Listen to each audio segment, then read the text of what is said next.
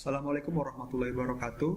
Saya Mirwan Satrianto, peserta pelatihan pembentukan PEH Angkatan 5 tahun 2020. Pada kesempatan kali ini, saya akan menjelaskan terkait bagan alir atau flowchart pergerakan kayu bulat yang berasal dari hutan alam yang sesuai dengan Peraturan Menteri Lingkungan Hidup dan Kehutanan Nomor P66 Tahun 2019. Kegiatan pupuk kayu bulat pada hutan alam bermula dari kegiatan rencana produksi, yaitu pemegang IUPHHK melaksanakan timber cruising sebagai dasar penyusunan rencana penebangan dalam Rencana Kerja Tahunan atau RKT.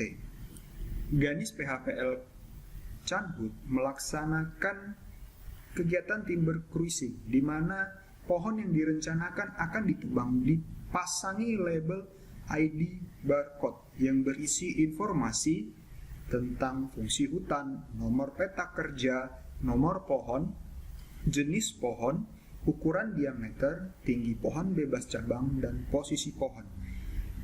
Barcode pohon ini identitasnya akan melekat pada kayu tersebut, mulai dari blok tebangan hingga nanti tiba di industri primer. Kegiatan cruising ini kemudian dicantumkan hasilnya di dalam dokumen laporan hasil cruising yang diupload atau dibuat secara online melalui sistem SIPU online. LHC inilah yang kemudian menjadi dasar penentuan target RKT.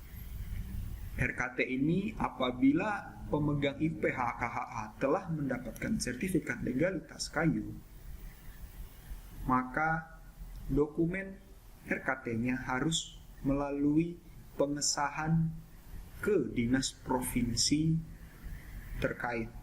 Namun jika pemegang IUPHKHA telah mendapatkan sertifikat PHPL, maka dokumen RKT-nya dapat disahkan secara self-assessment dan self-approval oleh pemegang IUPHKHA itu sendiri.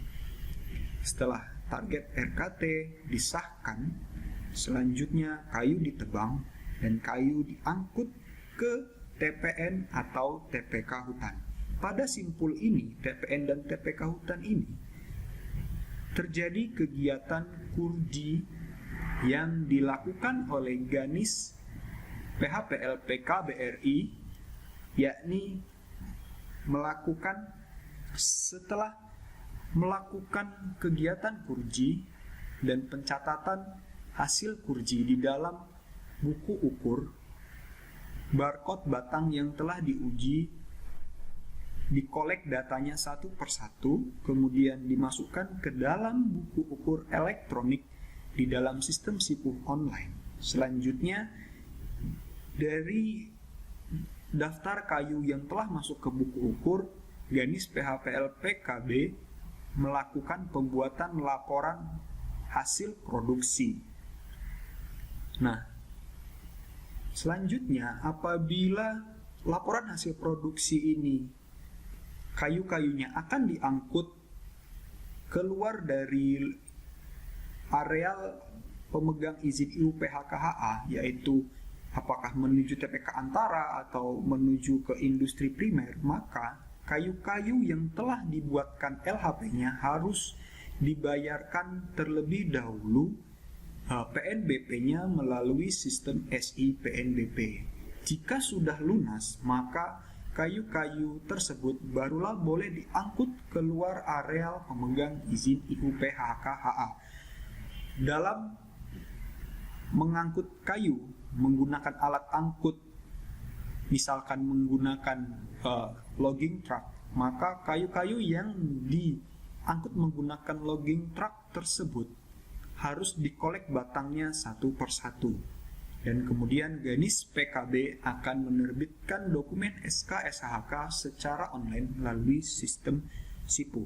Setiap pergerakan kayu dari simpul ke simpul berikutnya tercatat di dalam laporan mutasi kayu bulat secara online di dalam sistem SIPU online. Kemudian di TPK antara, kayu yang diangkut menggunakan logging truck tadi dokumen SK SHK-nya dikolek kembali batangnya satu persatu dan dikolek dokumennya oleh petugas Gadis PHPL PKBRI yang bertugas di TPK Antara. Dokumen tersebut dimatikan oleh Gadis PHPL PKBRI yang berada di TPK Antara.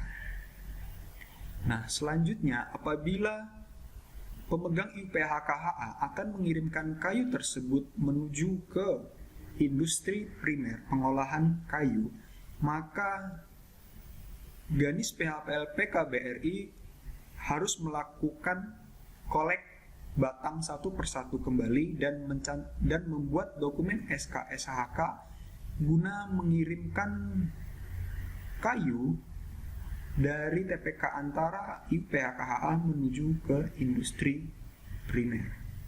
Demikianlah tahapan dari pergerakan kayu bulat yang berasal dari hutan alam.